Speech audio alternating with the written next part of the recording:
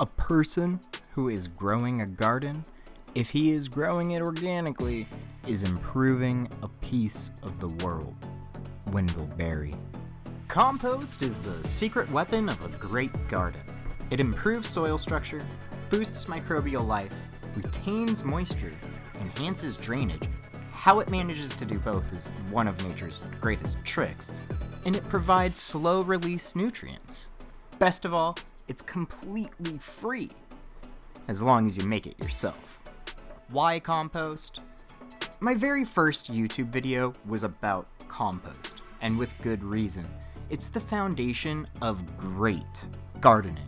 Since compost is made of organic matter, it feeds beneficial microbes and fungi, improving the overall health of your soil's biome.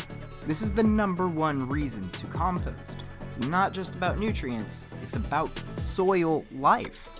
As the organic matter breaks down, microbes and fungi release nutrients in a slow, natural way. And let's not forget the waste reduction factor. Food scraps don't belong in a landfill. Composting is the best way to repurpose uneaten food scraps and turn them into something valuable. What to compost? Things like fruit and veggie scraps, coffee grounds, crushed eggshells, grass clippings, and fresh plant trimmings. And then on the other side you have your browns or your carbon, the dry stuff. These provide structure, aeration, and carbon for the microbes to live in.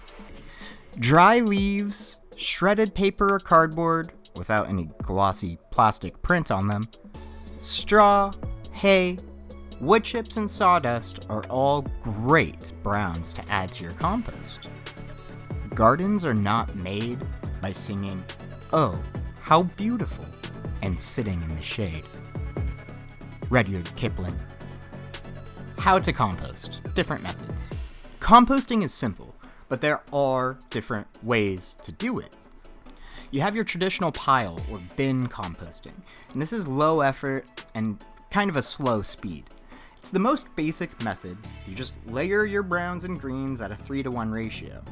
Has the pros of being low maintenance and it can work at any scale. Has the con of taking 6 months to a year to finish. Food scraps also need to be buried quite well in order to avoid critters. You also have the tumbler or closed bin composting, and this is slightly more effort, slightly faster. It's a rotating bin that makes composting easier. It's easy to turn, faster than a normal pile, and you won't have any pest issues. But it does have a much smaller capacity, and you will have limited microbe diversity in your compost. Great for small space gardeners who want a contained system.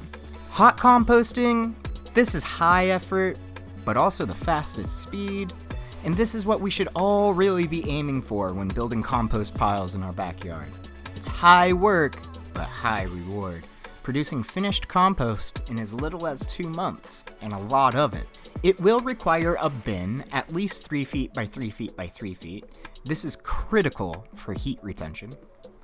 You still use that 3-to-1 ratio of browns to greens. If you use too much greens, it will make it slimy, and too much brown will slow down your decomposition. You'll need to worry about your moisture control. It should always feel like a wrung-out sponge, not wetter, not drier. Frequent turning to maintain heat. 130 to 160 degrees Fahrenheit needs to be maintained, and really the only way to do that is to keep flipping that pile. It kills weed seeds and pathogens with the high heat, but it requires commitment. You have to turn this every couple of days in order to keep it hot. And the opposite of hot composting, there is also cold composting. This is practically no effort, extremely slow speeds. It's basically just a pile that you ignore and let nature handle. It's by far the laziest method.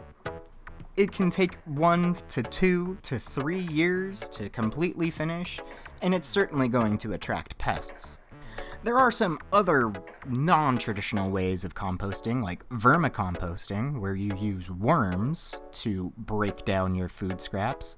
This is great for really small spaces, like an apartment or something. It can be done indoors, and it produces probably the highest quality compost in worm castings. And then another way you can compost is the Bokashi Composting method, and this is fermentation based. And what is even cooler is it breaks down all food, including meats, dairy, and oily foods. This will work in really small spaces. It's super fast. 2 weeks will produce your fermented food scraps. There is the drawback of you have to purchase what is called Bokashi bran, and after your fermentation, you still need to bury these mostly unbroken down food scraps. Here's how you know when it's ready. Dark, crumbly texture, humus-like. It smells earthy, not sour or rotten. And there's no recognizable food scraps, except stubborn things like avocado pits or eggshells. Most compost piles finish around 90% with some big pieces left over. Here's what I do. I use a trommel, that DIY soil sifter that we talked about in the Battling the Beast video, and I will separate it into fine compost from the large debris. Composting is easy, sustainable, and one of the best things you can do for your garden. Let's grow!